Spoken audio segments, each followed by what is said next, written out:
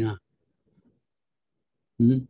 Assalamualaikum warahmatullahi wabarakatuh. Apa khabar semua? InsyaAllah, Baik. saya nak ingatkan kepada semua rakan-rakan media untuk pastikan mute anda mic anda di mute supaya sepanjang dalam PC kita pada hari ini tiada gangguan lah, insyaAllah. Baik. Okey, lagi sekali Assalamualaikum warahmatullahi wabarakatuh. Terima kasih kepada rakan-rakan media kerana sudi bersama dengan kami daripada Parti Pejuang Tanah Air. Seperti biasa, pada hari ini kita akan adakan satu sidang media khas. Ini adalah berkenaan dengan hasil daripada mesyuarat Majlis Eksekutif Pusat kami. Bersama kita pada hari ini kita ada Tun Dr. Mahathir Mohamad, pengurusi Parti Pejuang Tanah Air. Kita juga ada Datuk Seri Mukhlis Mahathir, Presiden Parti Pejuang Tanah Air. Bersama kita juga adalah Timbalan Presiden kita, Datuk Wira Haji Mazuki, Setiausaha Agung kita, Datuk Wira Amiruddin Hamzah. Kita ada Bendahari Agung kita, Datuk YB Syahrudin. Kita juga ada saya sendiri, Ketua Penerangan Parti Pejuang Tanah Air, Ulia Husamuddin. Kita ada Nurul Ashikin, Dr. Nurul Ashikin, Ketua Pejuanita Muda kita. Kita ada Datuk Nuhairi Rahmat, Ahli Biro Politik Parti Pejuang Tanah Air. Tidak dilupa, saya minta maaf, Datin Paduka Cik Asmah, Ketua Pejuanita, dan juga Dr. Abu Hafiz Salehuddin, Ketua Pejuang Muda.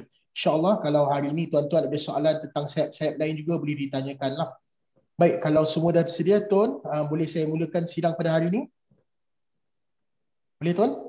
Terima kasih. Baik, terima kasih. Saya serahkan kepada Tuan Dr. Mahathir Mohamad. Silakan, Tuan. Assalamualaikum warahmatullahi wabarakatuh dan salam sejahtera. Hari petang ini seperti biasa, Parti Pejuang mengadakan mesyuarat majlis eksekutifnya.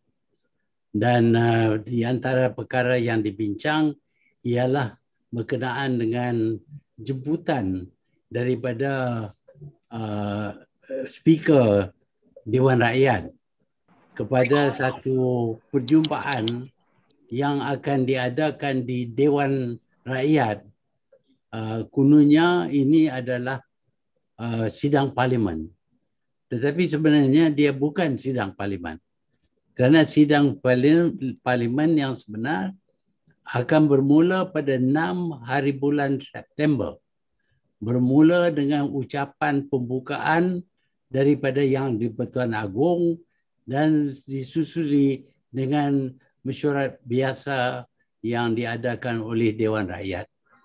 Yang ini apa yang kita diberitahu ialah satu perjumpaan untuk menjelaskan kepada wakil-wakil rakyat berkenaan dengan kegiatan kerajaan. Dan kegiatan kerajaan ini banyak yang bercanggah dengan undang-undang. Pada mulanya mereka ingin mengesahkan pengisytiharan darurat. Kenapa sekarang? Sepatutnya apabila dia dikemukakan, maka pengisytiharan itu perlu dikemukakan kepada Dewan Rakyat dan Dewan Negara sebelum dia diluluskan. Tetapi ini tidak dilakukan, bahkan Dewan Rakyat dan Dewan Negara tidak bersidang. Setelah berjalan sekian lama, barulah usaha dibuat kononnya untuk memenuhi undang-undang berkenaan dengan pengisytiharan darurat. Tetapi banyaklah tindakan dan undang-undang yang telah dibuat oleh kerajaan kononnya sebagai tindakan yang kerajaan berhak membuat kerana berada dalam keadaan darurat. Tetapi keadaan darurat itu tidak ada kerana dia tidak dibentang kepada parlimen, kepada Dewan Rakyat dan Dewan Negara. Namun demikian, sekarang ini kita dikendaki meluluskan ataupun menerima pengisian darurat ini seolah-olah dia telah disahkan lebih awal. Jadi ini satu perkara yang tidak betul daripada segi undang-undang Mengikut undang-undang tidak ada darurat buat ini. Yang keduanya ialah kerajaan akan memberi taklimat berkenaan dengan apa yang kerajaan sedang lakukan selama 4 hari daripada 27, 28, 29 dan 2 hari bulan Ogos. Kerajaan akan beri penjelasan. Jadi ini bukan sesi parlimen, ini sesi penerangan. Dan dia bukan, sekali lagi, dia bukan persidangan Dewan Rakyat. Dianya diadakan semata-mata untuk membohongi rakyat bahawa mengikut kehendak Duli Yang Maha Mulia Yang di-Pertuan Agong, supaya Dewan Rakyat diadakan persidangan semasa secepat mungkin, maka dia adakan satu majlis taklimat berkenaan dengan apa yang dilakukan oleh kerajaan ataupun dicadang oleh kerajaan. Ini menunjuk jelas bahawa kerajaan tidak ikhlas. Dia tahu baik-baik bahawa ini bukan persidangan Dewan Rakyat, tetapi dia cuba menunjuk kononnya ini adalah persidangan Dewan Rakyat mengikut arahan ataupun pendapat Duli Yang Maha Mulia Yang di-Pertuan Agong. Pihak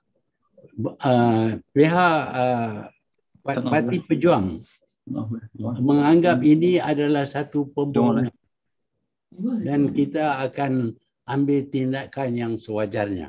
So, you make sure the start video is. Okey. Saya minta maaf.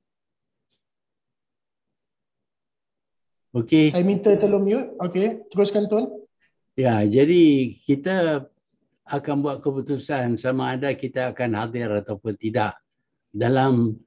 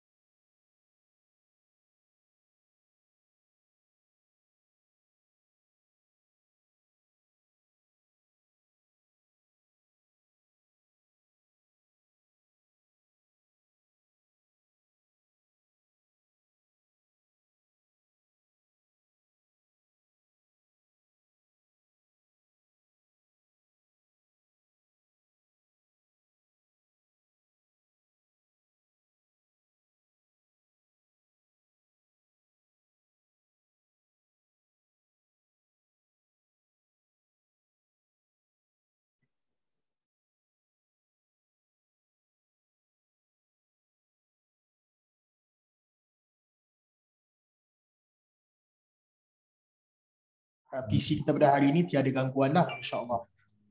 Baik. Okey, lagi sekali Assalamualaikum warahmatullahi wabarakatuh. Terima kasih kepada rakan-rakan media kerana sudi bersama dengan kami daripada Parti Pejuang Tanah Air. Seperti biasa pada hari ini kita akan adakan satu sidang media khas. Ini adalah berkenaan dengan hasil daripada mesyuarat Majlis Eksekutif Pusat kami. Bersama kita pada hari ini kita ada Tun Dr. Mahathir Mohamad, pengerusi Parti Pejuang Tanah Air. Kita juga ada Datuk Seri Mukhlis Mahathir, Presiden Parti Pejuang Tanah Air. Bersama kita juga adalah Timbalan Presiden kita, Datuk Wira Haji Mazuki, Setiausaha Agung kita, Datuk Wira Amiruddin Hamzah. Kita ada Bendahari Agung kita, Datuk YB Syahrudin. Kita juga ada saya sendiri, Ketua Penerangan Parti Pejuang Tanah Air, Ulia Husamuddin. Kita ada Nurul Ashikin, Dr. Nurul Ashikin, Ketua Pejuanita Muda kita. Kita ada Datuk Nuhairi Rahmat, Ahli Biro Politik Parti Pejuang Tanah Air. Tidak dilupa, saya minta maaf, Datin Paduka Cik Asmah, Ketua Pejuanita, dan juga Dr. Abu Hafiz Salehuddin, Ketua Pejuang Muda. InsyaAllah kalau hari ini tuan-tuan ada soalan tentang sayap-sayap lain juga boleh ditanyakanlah. Baik, kalau semua dah tersedia, Tuan, boleh saya mulakan sidang pada hari ini? Boleh, Tuan? Baik. Terima kasih. Baik, terima kasih. Saya serahkan kepada Tun Dr. Mahathir Mohamad. Silakan, Tuan. Assalamualaikum warahmatullahi wabarakatuh dan salam sejahtera. Hari petang ini seperti biasa, Parti Pejuang mengadakan mesyuarat majlis eksekutifnya. Dan di antara perkara yang dibincang ialah berkenaan dengan jemputan daripada Speaker Dewan Rakyat kepada satu perjumpaan yang akan diadakan di Dewan Rakyat. Kononnya ini adalah sidang parlimen. Tetapi sebenarnya dia bukan sidang parlimen. Kerana sidang parlimen yang sebenar akan bermula pada 6 hari bulan September. Bermula dengan ucapan pembukaan daripada Yang di-Pertuan Agong dan disusuli dengan mesyuarat biasa yang diadakan oleh Dewan Rakyat. Yang ini apa yang kita diberitahu ialah satu perjumpaan untuk menjelaskan kepada wakil-wakil rakyat berkenaan dengan kegiatan kerajaan. Dan kegiatan kerajaan ini banyak yang bercanggah dengan undang-undang. Pada mulanya mereka ingin mengesahkan pengisytiharan darurat. Kenapa sekarang? Sepatutnya apabila dia dikemukakan, maka pengisytiharan itu perlu dikemukakan kepada Dewan Rakyat dan Dewan Negara sebelum dia diluluskan. Tetapi ini tidak dilakukan, bahkan Dewan Rakyat dan Dewan Negara tidak bersidang. Setelah berjalan sekian lama, barulah usaha dibuat kononnya untuk memenuhi undang-undang berkenaan dengan pengisytiharan darurat. Tetapi banyaklah tindakan dan undang-undang yang telah dibuat oleh kerajaan kononnya sebagai tindakan yang kerajaan berhak membuat kerana berada dalam keadaan darurat. Tetapi keadaan darurat itu tidak ada kerana dia tidak dibentang kepada parlimen, kepada Dewan Rakyat dan Dewan Negara. Namun demikian, sekarang ini kita dikendaki meluluskan ataupun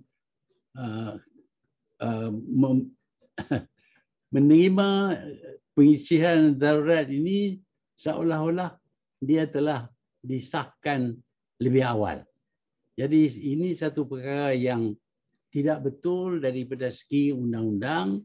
Mengikut undang-undang tidak ada darurat buat ini.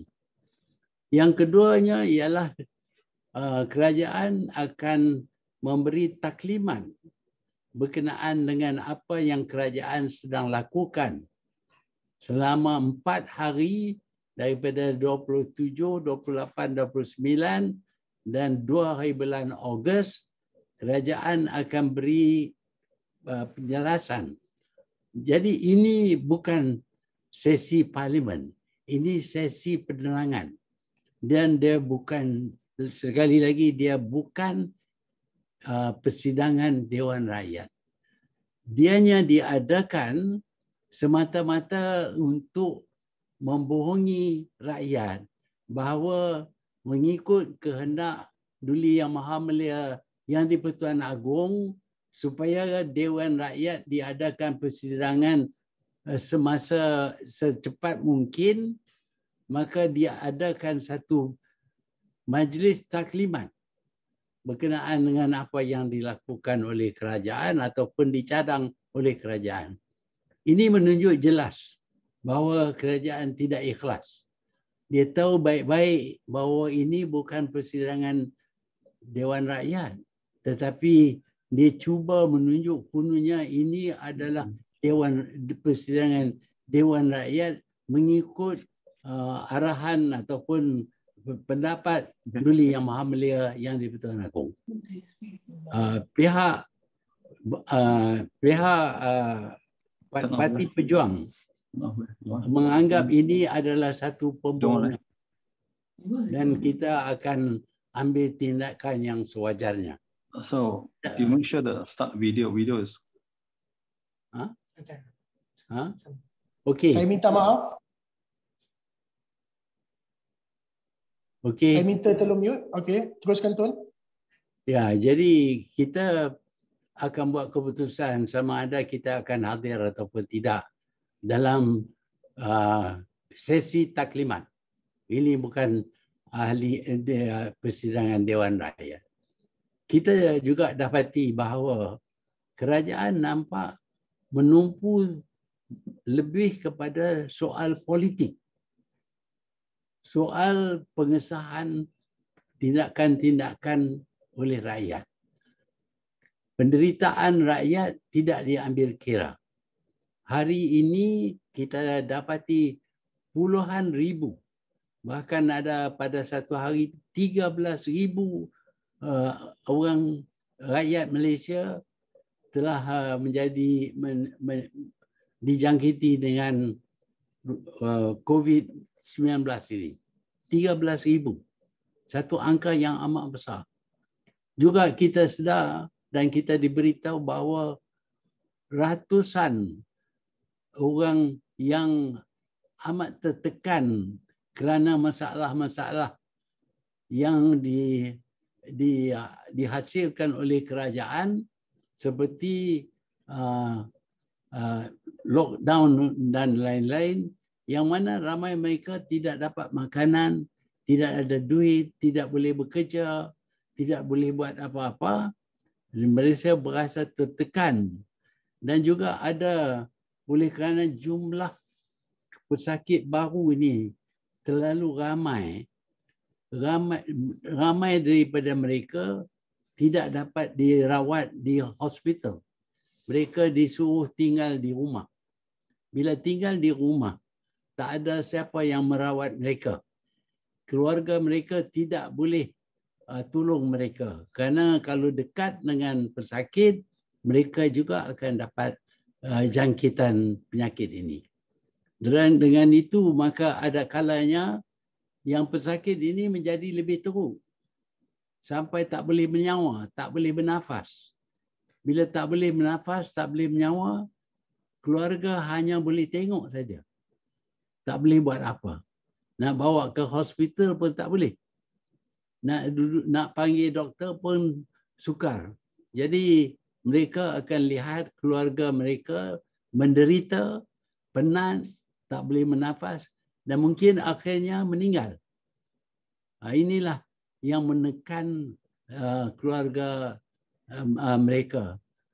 Kadang-kadang pula dah sampai maut, mereka tidak boleh mandi mayat, tidak boleh kapan, tidak boleh sembahyang jemaah, sembahyang mayat pun. Ini yang amat menekan rakyat. Apa yang berlaku sekarang ialah perkara yang kita tak pernah lihat di Malaysia. Kita lihat ramai, terutamanya orang Melayu yang bunuh diri. Ini bukan budaya Melayu. Orang Melayu tak bunuh diri. Mereka orang Islam dilarang daripada membunuh diri. Tetapi demikianlah tekanan ke atas mereka sehingga mereka bunuh diri. Sepatutnya kerajaan ketepikan soal politik dan utamakan penderitaan rakyat. Saya telah bercadang supaya diadakan satu badan khusus yang bukan kerajaan, yang diberi kebebasan dan diberi dana untuk menangani masalah COVID ini. Pada waktu kita mencadang perkara ini, jumlah taklah begitu ramai. Cuma 6,000 ke bawah. Tetapi sekarang sudah meningkat kepada 13,000, 12,000. Jadi masalah sudah menjadi amat buruk. Tetapi kerajaan masih lagi nak teruskan usaha kerajaan nak menangani masalah jumlah pesakit ini begitu ramai. Mereka telah gagal. Rakyat berpendapat bahawa kerajaan ini gagal. Tapi orang yang gagal ini tubuh satu badan kononnya nak tangani masalah COVID. Ini cadangan ini pun meniru cadangan yang dibuat oleh Parti Pejuang. Parti Pejuang mencadang supaya diadakan satu majlis pemulihan negara. Kerajaan membuat plan pemulihan negara. Tetapi sekarang sudah tukar nama kepada Majlis Pemulihan Negara dan ada di antara dipengurusi oleh Perdana Menteri dan Menteri Kewangan datang jumpa saya untuk tanya macam mana nak kurangkan jumlah pesakit ini. Saya telah cerita apa yang saya tahu berkenaan dengan cara untuk menangani masalah ini. Tetapi nampak mereka tidak melaksanakan apa yang kita beri pendapat. Sebaliknya jumlah meningkat sehingga sampai 13,000 pada satu hari. Jadi jelas sekali bahawa kerajaan tidak ada kebolehan untuk memikir cara menangani masalah COVID-19 ini, dan kalau ada cara pun nampak kerajaan tidak faham cara mana untuk melaksanakan pendekatan yang kita cadangkan.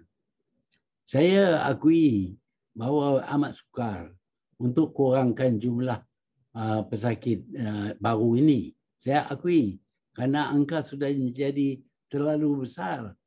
Tetapi saya masih berpendapat bahawa kalau diadakan majlis yang kami cadangkan ini, yang dianggotai oleh orang yang bukan ahli politik, saya yakin kita akan dapat cari jalan-jalan yang boleh menolong mengurangkan jumlah pesakit baru. Itu kepercayaan kami. Tapi kami tak diberi kepercayaan oleh kerajaan. Sebaliknya, kerajaan cuba tiru pendapat kami, tetapi peniruan mereka itu tidak mendatangkan apa-apa hasil. Saya tegas sekali lagi bahawa yang menjadi masalah di negara kita ini sekarang ialah perkembangan penyakit COVID-19 ini. Ini yang menyebabkan rakyat menderita. Sepatutnya kerajaan tumpu kepada masalah ini. Tetapi nampak kerajaan lebih utamakan siapa yang akan dapat nama baik kalau boleh tu kurangkan kes-kes seperti ini. That is political. Kerajaan cuma fikir tentang political. Kami dalam Pejuang, kalau saya terlibat pun, saya akan berhenti daripada jadi pengurusi Pejuang kerana nak tumpu kepada masalah COVID ini. Tidak akan dipengaruhi oleh parti mana-mana. Ini bukan soal politik. Ini soal nyawa orang. Patut kerajaan ambil berat. Sampai bila lagi? Sekarang sudah 13,000. Kata Direktur Kesihatan akan meningkat kepada 25,000. Pada masa itu, masalah yang menjadi begitu besar. Dan kita sekarang ini pun di antara negara-negara di dunia yang gagal mengurangkan jumlah kes baru jangkitan daripada COVID-19 ini. Jadi itulah pendirian Parti Pejuang. Kami akan hadir di perjumpaan di Dewan Rakyat ini, tetapi kami akan lihat sama ada dia membawa manfaat ataupun tidak kepada mereka rakyat yang menderita kerana dasar kerajaan yang gagal. Jadi itu sajalah yang nak saya terang. Kalau ada soalan, sila kemukakan. Mungkin ada tambahan daripada pimpinan lain. Okey, baik. Teruskan Datuk Seri Muklis. Ya, terima kasih. Assalamualaikum dan salam sejahtera semua. Yang pertamanya saya ingin ucapkan selamat Hari Raya Aidiladha kepada semua yang beragama Islam. Yang pertamanya saya ingin menyatakan bahawa cadangan Kerajaan Perikatan Nasional untuk menubuhkan Majlis Pemulihan Negara mereka sendiri yang dipengerusikan oleh Yang Berhormat Perdana Menteri, suatu perkara yang tidak langsung masuk akal. Kerana selama ini sudah lebih setahun berlalu di mana kerajaan ini telah melaksanakan apa juga yang dirasakan mampu untuk menangani penularan COVID-19 dan kesannya terhadap ekonomi negara, malah sampai ke tahap mengisytiharkan darurat mulai bulan 1 yang lepas dan jelas gagal untuk menangani jangkitan wabak ini. Ya, jadi apa yang boleh dibuat oleh Yang Berhormat Tan Sri Mahathir selaku pengurusi MPN yang beliau tidak boleh buat sebagai Perdana Menteri sekarang ini dengan kuasa darurat. Jadi oleh sebab itu kami menolak sekeras-kerasnya cadangan agar kerajaan ini yang melaksanakan MPN dengan Tan Sri Mahathir sebagai pengurusinya. Yang keduanya soal parlimen. Kami sangat-sangat kecewa bahawa apa yang sebelum ini telah digembar-gemburkan, bahawa sidang parlimen ini akan bermula pada 26 hari bulan Julai ini sebagai satu tindakan menepati titah diraja yang di-Pertuan Agong dan juga Majlis Raja-Raja. Walhal daripada apa yang kita lihat takwim, ya, takwim mesyuarat khas ini jelas menyatakan bahawa daripada 26 hingga 29 Julai dan disambung pada 2 hari bulan Ogos hanyalah penerangan daripada menteri-menteri, ya, dan bukannya pembentangan bersama usul yang boleh dibahas oleh semua ahli-ahli parlimen dan diundi di akhir perbahasan.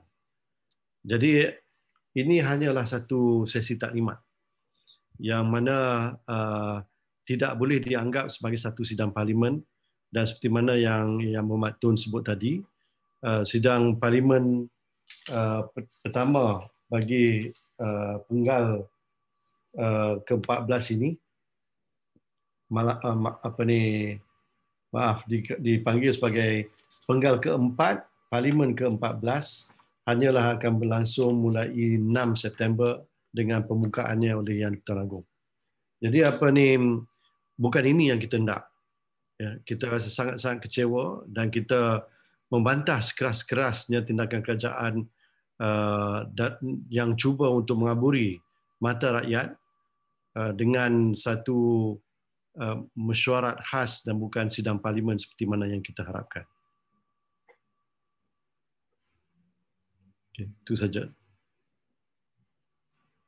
Okey, baik. Terima kasih Datuk Seri. Saya buka kepada soalan. Saya rasa yang pertama datang daripada Geraldine. Kemudian Mustaqim daripada Malaysia Now lah. Tapi saya beri pada Geraldine dulu. Go ahead Geraldine, you can ask a question.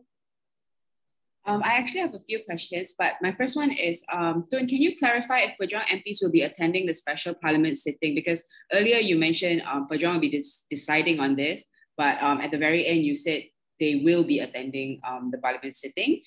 And the second one is about the suggestion for a majlis, Pejuang suggestion for like a majlis pemulihan negara. Is this what was this specifically discussed in the meeting with Tengku Zafro? Yeah, we have decided to attend, at least at the beginning. If we find that this is just an explanation of government policies and all that, just a briefing, we may decide at that time to leave the Dewan. But we haven't decided fully on this yet because we want to see how the government conducts this meeting. Are they going to talk about the sufferings of the people, or are they going to talk about legitimizing the wrong things that they have done? Certainly the declaration of emergency is not according to the law. The law, the Constitution says that this Darurat declaration must be laid before the two Dewans, the Parliament and Dewan Negara, the Dewan Rakyat and Dewan Negara. But this was not done. And yet after that, they continue doing things as if it was legitimate. It's not legitimate. This we need to tell people that this government is quite prepared to abuse their power and disregard the laws and even the Constitution. This, I think, if we don't attend, people might think that we have asked for Parliament to sit, and when Parliament is sitting, we don't attend. But we want to show that this is not a sitting of Parliament. That is important. The other thing is with regard to our proposal to set up a special body that is given power to handle the problem caused by the pandemic. Now, the government has been handling this problem on their own. There are a lot of politicians and of course there are a few professionals involved, but it is quite clear that the situation is getting worse and worse. Now 13,000 people in one day gets this disease, and that means there is not enough beds in hospital for them. They are not being properly treated. But still, when we suggested this special body, the government steals this idea and want to set up their own organization headed by a prime minister who has not been able to show any success in terms of handling the problem. Why should you not accept outside views? Now, it is true that they came to see me to ask for my ideas about how to handle, and I told them everything. But learning how to handle and actually doing it are two different things. You can have a policy, but if you don't know how to implement the policy, it doesn't yield any result. And this is what we are seeing. After coming to see me, after I told them what needs to be done, they are not done properly, or they are not done at all. That is why we still believe that it should be an independent organization with a lot of professional people, professionals in the field of medicine, science, even economy and sociology, because people are now committing suicide. We need to handle all these things. And the number has grown so great, 13,000. When we suggested it, the number was only about 6,000. It was possible to handle, but 13,000 will be very, very difficult for us to handle. But we think that with new ideas, we can improve on the performance. So that is why we want to have this body independent of the government. If you have the Prime Minister as the chairman, he's going to bring in a lot of political issues. For example, this government does not want to see any credit go to the opposition parties. So even if the opposition comes up with a good suggestion, the government will not. At the best, of course, they will steal the idea, but they can't do it on their own. But they want to get the credit so that the opposition, they're thinking about in the next election, if the opposition shows that they can handle this problem, then the opposition might win. They are always thinking about politics. That's why we don't want any politics to interfere in the management of this pandemic. Terima kasih, Tun. I hope that answers your question well, Geraldine. Yeah, thank you. Thank you so much, Geraldine. I'll move on to Mustaqim. Mustaqim from Malaysia now. Teruskan, Mustaqim. Hello, Assalamualaikum, Tuan. Tuan boleh minta clarify balik, adakah Tuan dijemput untuk sertai Majlis Pemulihan Negara yang dibentuk baru-baru ini, dan apa tindakan yang Tuan akan buat kalau sekiranya Tuan diberi ruang untuk menyertai badan bebas ini? Ya, saya kalau badan ini dipengusikan oleh Tan Sri Muhyiddin, saya tahu dia akan fikir daripada segi politik. Boleh terima ataupun tidak. Kalau terima ini datang daripada Dr. Mahathir, dia bukan parti saya. Itu consideration yang akan diberi. Saya tahu banyak sudah cadangan-cadangan yang kita kemukakan tetapi tak dilaksanakan.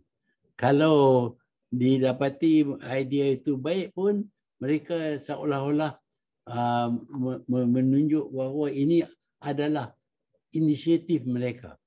Ini yang jadi masalah dengan Muhyiddin. Dia duk fikir tentang politik saja. Tentang penderitaan rakyat, tak peduli. Saya tak peduli tentang politik. Parti Pejuang ini nak tolong selesaikan masalah wabak ini. Kerana sudah ramai yang mati, sudah ramai yang mengidap penyakit, sudah ramai yang menggantung diri. Dan mereka menderita, tak ada makanan, tak ada pertolongan tak datang daripada kerajaan. Mereka kononnya belanja 600 bilion ringgit. Tetapi saya tak tahu siapa yang dapat. Terima kasih. Terima kasih, Tun. Terima kasih kepada Mustaqim. Saya harap jelas. Saya kira Pejuang dah bercakap berulang kali. Saya Tun pun dah sebut, Tok Muklis pun dah sebut, saya sendiri pun dah disebut sebelum ini. MPN yang Perikatan Nasional buat ni bukan MPN yang seperti kami cadangkan dahulu. Seperti apa yang Pejuang cadangkan adalah MPN, Majlis Pemulihan Negara itu mestilah satu badan bebas yang tidak terikat dengan ahli politik. Jadi bagaimana MPN yang dicadangkan oleh Tan Sri Muhyiddin ini nak berfungsi, sedangkan pengurusnya adalah Prime Minister atau Perdana Menteri yang sendiri kita tahu sedang kerajaan gagal mengatasi. Jadi saya rasa jelas we are not interested in helping them selagi mana MPN ini di bawah pengaruh politik. Seterusnya saya buka kepada Norman Goh. Minta maaf, sebelum Norman dah ada dalam aturan. Kita ada Arjun daripada The Vibes. Teruskan Arjun, go ahead.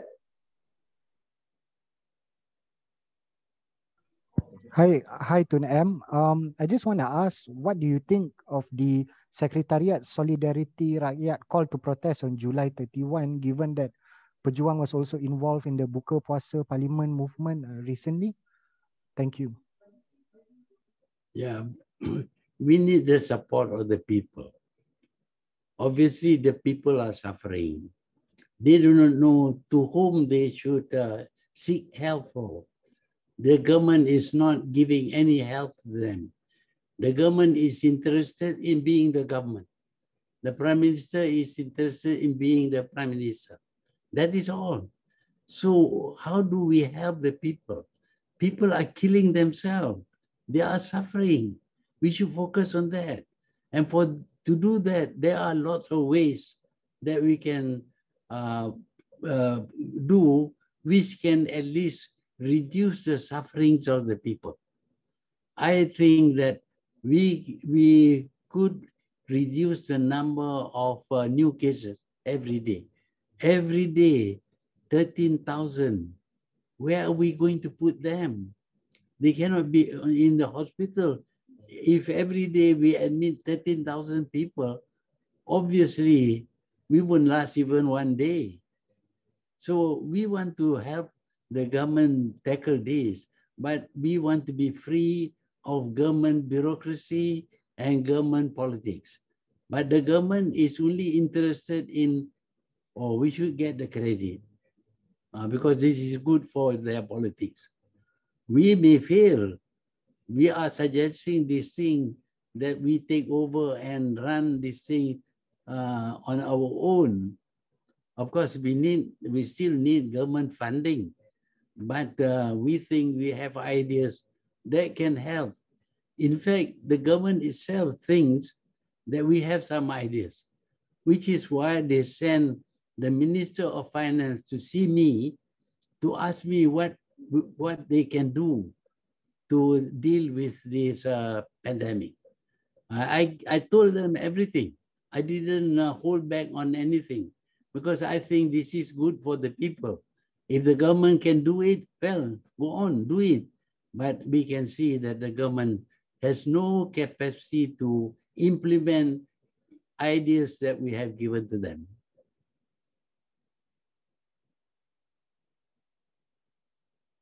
Okay, terima kasih Tun. Next would be Amy Chew from SCMP. Go ahead, Amy. Hi Tun, Selamat Idul Adha. Thank you for taking the question. Some of the suicides that you've mentioned are also linked to joblessness, business failures, loss of income. Would you say that the current economic situation is worse than the 1997 Asia financial crisis? And secondly, what do you propose on how to handle this really decline in the economy amid a raging pandemic? Well, there is an economic problem. People may be committing suicide because of the economic problem, but the economic problem itself is due to the pandemic. People cannot work, cannot earn money. People cannot do any business. They are stopped from this. And then the behavior of the government is such that people wanting to see the ministers wouldn't see them. I don't know why. They should be seeing the people with some ideas about investment. For example, there are some ideas about investing in Langkawi. I mean, they should be willing to see these people, but they are not willing to see these people. All they need to do is to approve ideas and plans put up by the people. For example, the Bandar Malaysia, you know, they gave back money that was deposited by Bandar Malaysia by the private sector, 1.6 billion ringgit. They want to give back.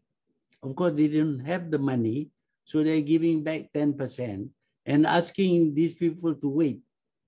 I mean, you take people's money, you don't want to pay back, and yet you nullify the contract. You can't do that. When you do that kind of thing, other investors will not invest because they see this government. They make a promise, they sign a contract, and then they overthrow their contract.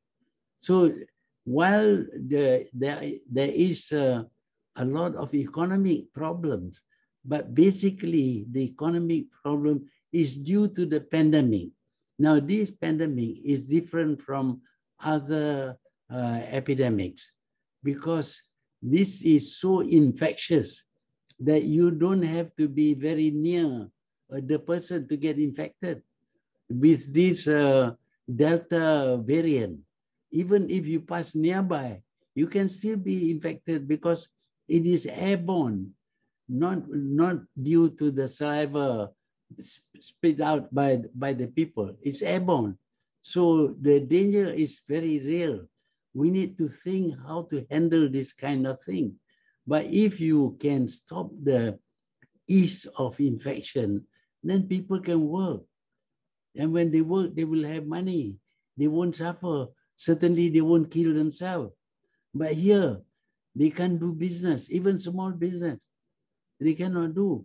I mean, for them, not doing anything in one day means they have no income because their income for today is earned today. Tomorrow is another day. They have to work again tomorrow, but tomorrow they cannot work. We have this lockdown. Nobody can come out. If you cannot come out, you cannot earn money. You cannot even have food. It is the duty of the government to provide food. They have spent 600 billion. They can certainly buy some food. I had suggested that we have public kitchens.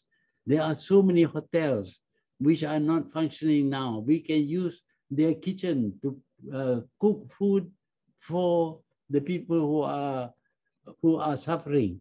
But instead, when they put up white flags, the government thinks that this is an insult to the government. It seems that the government is doing everything possible, but people are not appreciative. But these people are really suffering. They don't have money. They don't have food. They have to eat. So they put up white flags. And yes, they expect charitable people to help them. But the government cannot expect charitable people only because charitable people have got limited means.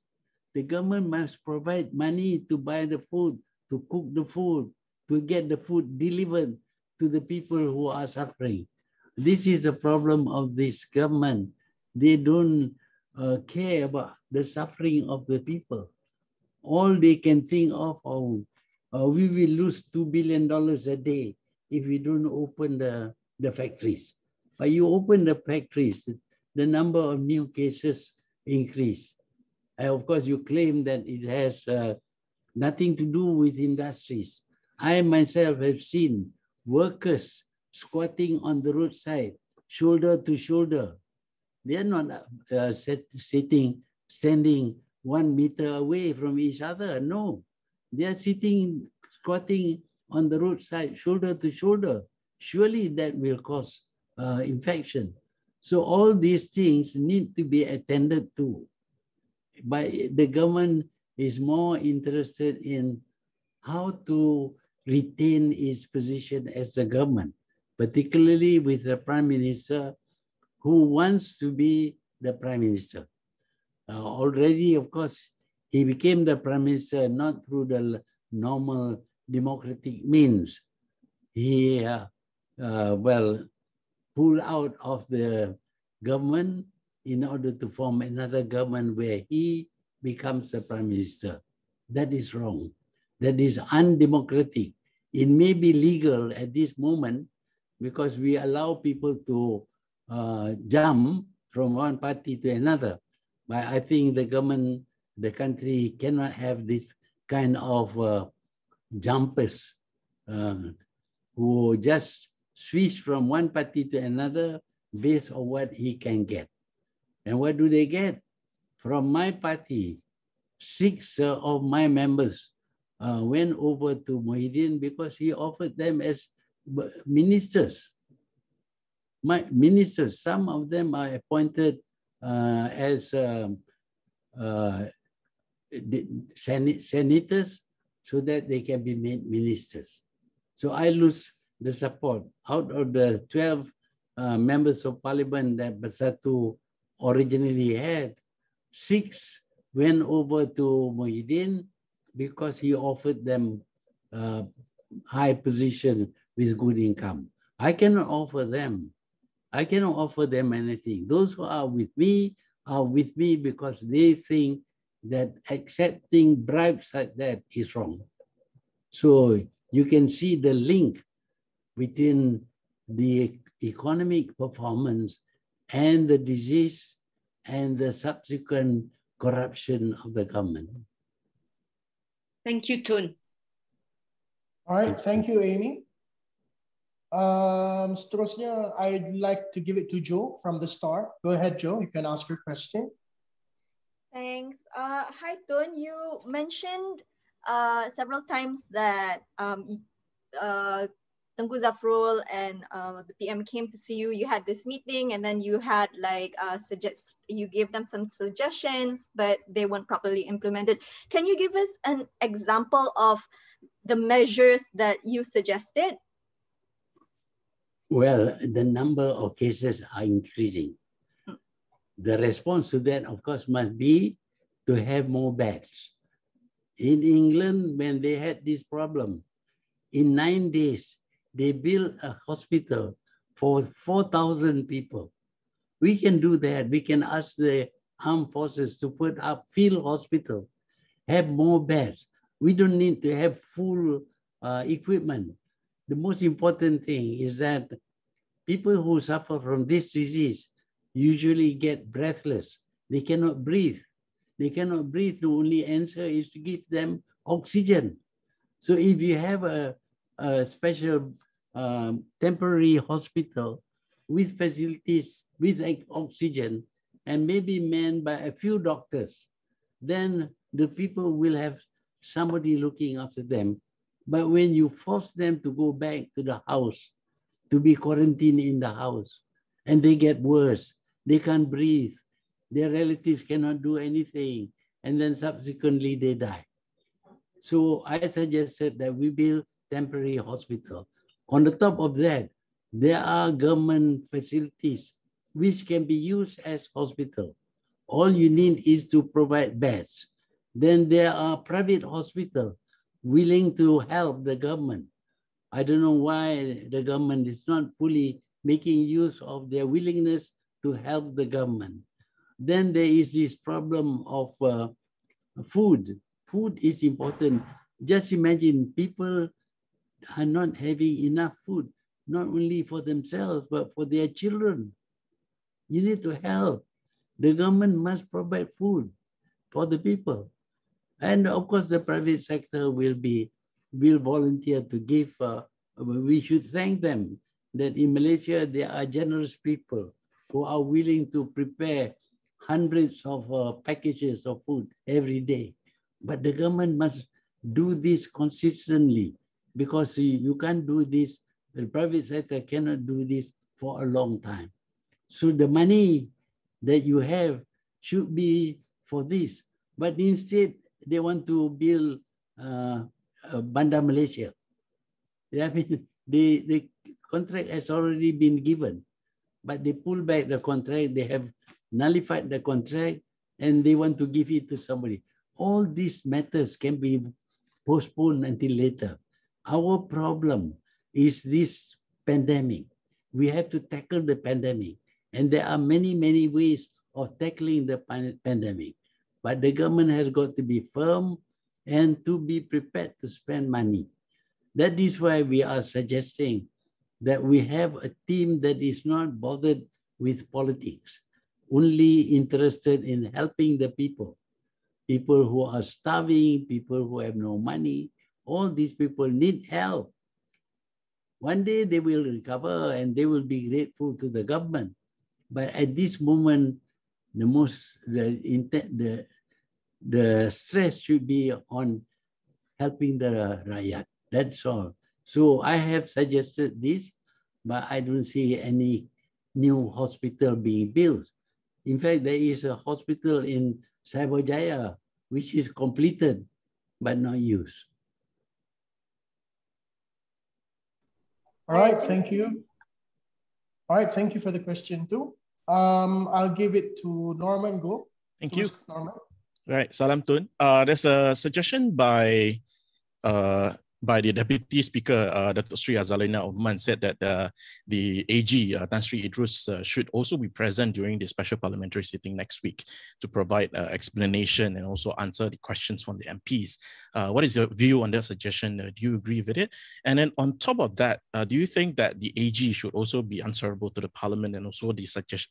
I remember the previous proposal is to have a separation of power between the Attorney General as well as Solicitor General. Thank you, Tun. Yeah, I think we have a need to look again at the terms of reference for the AG. Apparently, he can actually act as not only as a prosecutor, he is also acting as a judge. He decides there is no case to answer. I mean, other people may decide there are 42 cases to investigate. He suddenly says there is no case to answer. And you know what happened to Najib himself when the other AG looked into his case. Again, no case to answer. So there is something wrong with the terms of reference for the AG. Maybe we have to split it up into two. We have a Solicitor General and the Attorney General. That we have to look, but we are not in the government. We have to get a government that is willing to do that. But this government finds the AG quite useful. He can be told to pass judgment. There is no case to answer. Yeah. So that is one thing. His attendance is really not very useful because he tends to toe the government line. Whatever the government wants him to say, he will say it. Of course, he will get very angry if you say that he is not thinking on his own. But the fact remains that a lot of funny things happen. You know, we have this, I mean, one man was found guilty, but because he gave back a portion of the money he stole, he can keep the rest. What kind of judgment? Plea bargaining. In America, there is plea bargaining. If you tell enough things about somebody else so that he can be arrested and charged, then you can get off scot-free even. But here, this man stole money. He gave back a little bit of money. Okay, now you can enjoy the rest of the money. I mean, what kind of judgment is that? But of course, this is mostly it is the AG and not the judge. But even judges also, I think, they can come under pressure. You know, of course, a lot of people say I used to pressure the judge, but I have explained that I didn't pressure the judges. But nevertheless, those who were opposed to me, but later on became my friends, they decided that I was influencing the judiciary. But what you suggest will only work if we have a government that is honest. This government is not honest. The only way that Muhyiddin was able to become prime minister is to come through the back door. And then when he came through the back door, he didn't have enough supporters. He offered them jobs, high-paying jobs. My own supporters jump over to his side because he made them all ministers. And you know, ministers, when I was the first time I became prime minister, the ministers were not paid much money, only about 14,000 a month. Now the ministers get 70,000 a month. When we ask them to come back to our party, they ask us whether we can pay them $70,000 a month, then they will join us. So the quality of politics in Malaysia is something that we should be disgusted with. Thank you very much, Tun. Thank you, Tun. It's 6:35. Kita dah lebih kurang sejam dah kita bersiaran hari ini. Jadi saya hanya akan buka kepada dua soalan terakhir ini daripada Arjun The Vibes dan juga Chun Kiat from the Asahi Shimbun. But it's also important for me to update everyone in the PC today that the latest number of death today is 199. That's extremely high. And I don't see any way through this if the government still continues to repeat what they failed to do. All right, second last question. Arjun, The Vibes, go ahead, ask your question.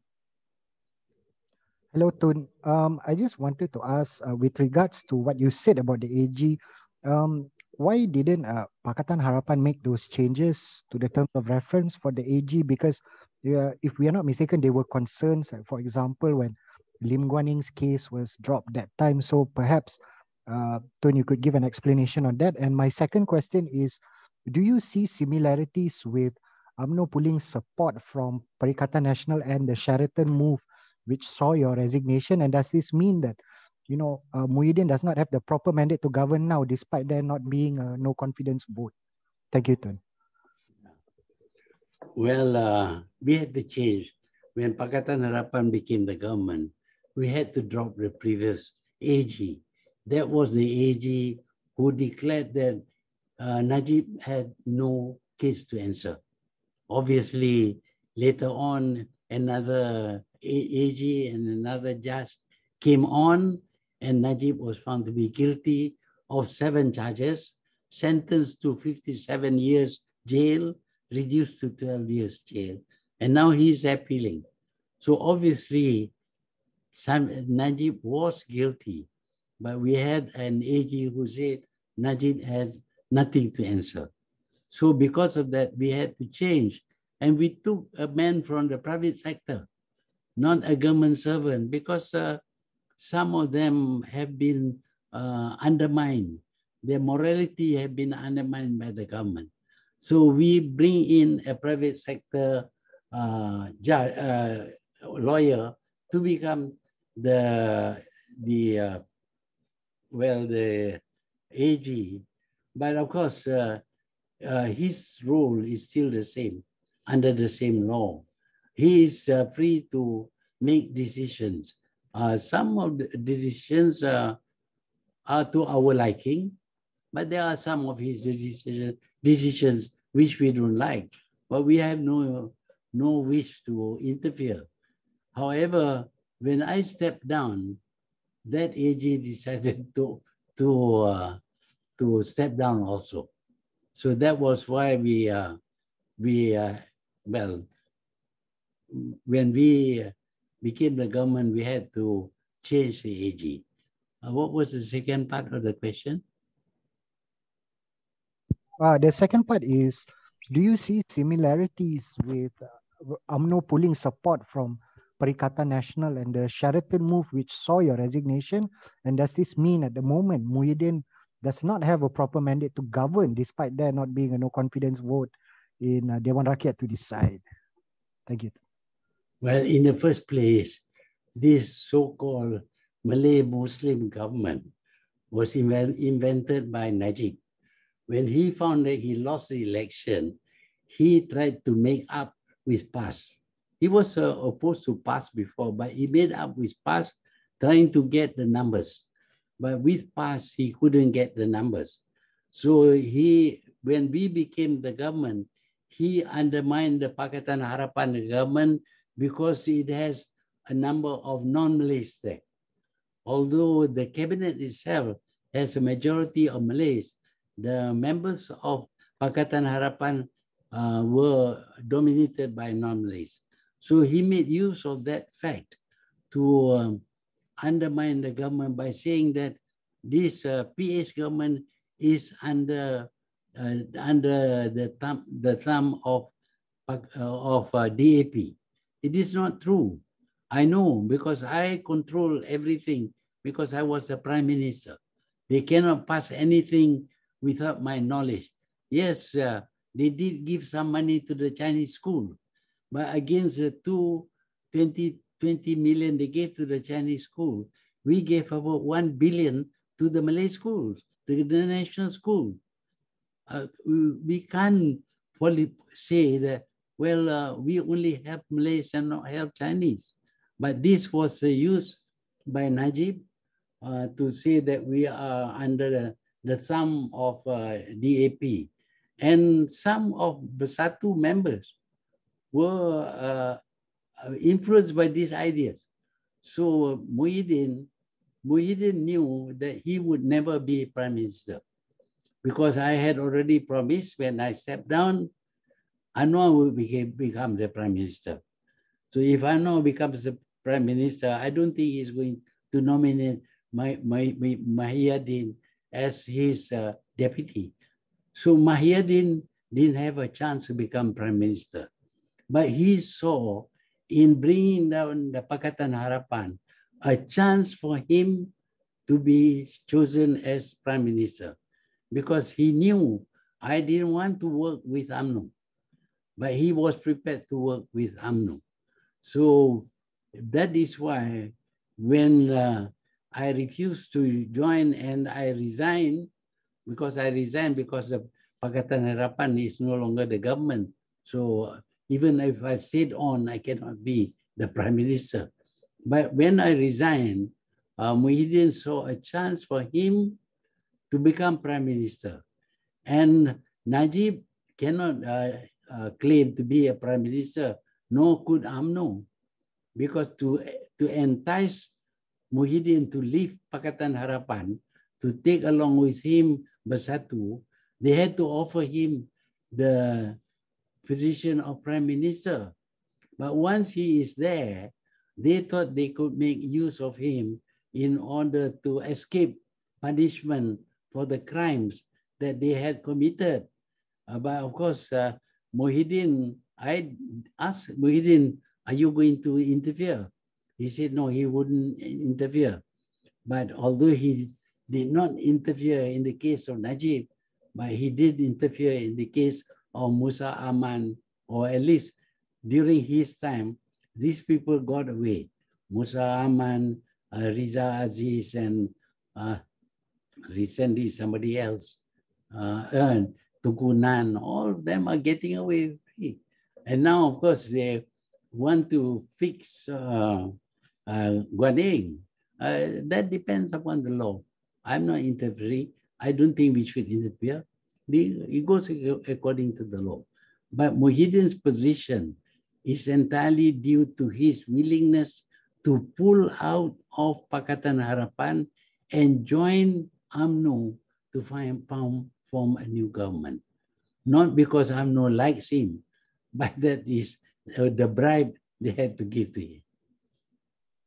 Thank you, Tun. Before I move on to the last question to Chun Kiat, I think I'd just like to also point out to Arjun that when we were government together with Pakatan Harapan, of course, Tun was the Prime Minister and it was a collective decision by the cabinet. There were also some reforms which are in the pipeline. For example, reforms like Undi 18, reforms like similar to AUKU, reforms on the Political Fund Act. That was all in the pipeline, but unfortunately we were cut short of the administration, and I think that's why one of the reasons why we can't really deliver as what we've planned to initially. But thank you for the question, Arjun. I'm going to go to Chun Kiat. Chun Kiat from the Asahi Shimbun. Please do ask your question before. Hello, hi. Yes, go ahead. Bye. Yeah, hi. Hi, good evening, Tun. Tun, just wanted to ask you two questions. The first question is, today we heard that Malaysia has recorded 199 deaths. So we want to hear from you. What do you have to say about this? The second question is, you have been a long-term advisor and friend to Japan, and Japan is holding the Tokyo Olympics now, and there is a lot. I mean, recently we heard about COVID cases happening inside the Olympic Village. So, do you think the Olympics should have been postponed or cancelled? In your own opinion, thank you. Thank you. Well, the number of deaths is frightening. It may even go higher up. It is because you are not handling things properly. When you have a big number of cases, you cannot give them places in the hospital. So some of them may show very simple symptoms, but it can get worse. As I pointed out just now, many of those who are lightly affected are asked to remain at home, to be quarantined at home. At home, nobody looks after you because your family cannot come to you because they may get infected. So they get worse. And when they get worse, there's no oxygen, no doctor, and then they die. So this is very, as much, whenever the number goes up big, the number of deaths also becomes big. Because when they have a big number of new cases, many of them who should be put in hospital cannot go to hospital, cannot go to the hospital, but they are quarantined at home. And when quarantined at home, they are likely to get worse and they may die. So the figure is going up. This is very frightening. Almost 200 people. But in the case of Japan, the Japanese have always been very careful about health. They used to wear this mask long ago. When I first went to Japan in 1961, I saw the Japanese wearing masks, all because they have cold. So for them, wearing a mask is nothing. But even there, it is quite clear that this virus is terrible. It is so easily, it's so infectious that you need to be only a short distance from a person to get infected. So this is what has happened. Already 71 people among the athletes. I think the figure was, I think 71. Initially, there were only a few, but now the athletes are getting infected. And of course, once the athletes are infected, they cannot participate in the games. So we have to, there will be, well, the competition will be less because some of the best athletes may not be. But I know the Japanese are very, very careful, very strict, and they are very capable. If they have a situation like in Malaysia, I think they can handle it. But this COVID, because of people coming from other countries, if there are spectators from other countries, and these spectators are not likely to be disciplined, they will break all rules. They will stay together. They will dance and things like that, and they are likely to be infected. So although they have spent so much money to host the 2020 Olympic, I think it is better if they don't. All right, thank you. I hope that answers your question, Tunka. Terima kasih banyak, Tun. Terima kasih banyak kepada semua yang sudi dengar anda bersama kami sepanjang sidang media ini. Sebelum saya akhiri, ada apa-apa penambahan daripada pimpinan parti yang lain? Tiada. Terima kasih banyak Datuk Seri Muklis, Datuk Mazuki dan pimpinan-pimpinan lain, Datuk Amrudin, Datuk Syahrudin dan sebagainya. InsyaAllah kami akhiri sidang media hari ini. Lagi sekali terima kasih banyak. Selamat Hari Raya Aidiladha kepada semua. Kita ada raya lagi, Aidiladha selanjutnya 3 hari sampai esok. Dan saya berharap semua dapat menjaga kesihatan supaya kita sama-sama bendung COVID-19 ini. Terima kasih. Assalamualaikum warahmatullahi wabarakatuh. Salam sejahtera. Thank you.